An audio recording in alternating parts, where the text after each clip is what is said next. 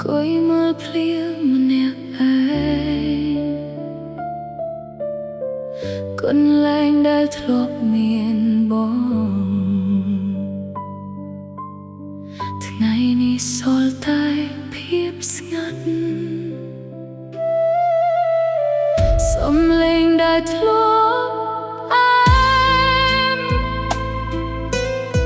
ថ្ងៃនេះលែងបានលឺ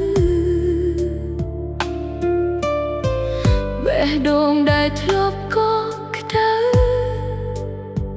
បែរជាត្រជាក់ដូចភ្លៀងអូនខំលាក់ការឈឺ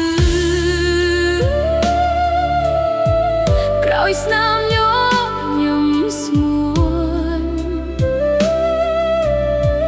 តែពេលស្ដាប់សំឡេងខ្លីទឹកភ្នែកហូរមិនឈប់បងទៅចោលអូនហើយទុកឲ្យអូនយំម្នាក់ឯងដេកអបអនុស្សាវរីយ៍ជាមួយបែដងបែកខ្ទេចសំឡេងខ្លុយក្រលួចយប់នេះ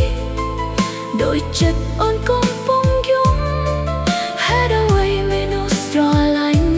ចុងក្រោយបែរជាខ្មត់ចិត្តផ្លូវចាស់ដែលធ្លាប់ដើរថ្ងៃនេះអូនមិនហ៊ានទៅព្រោះគ្រប់ជំហានដែលដើរ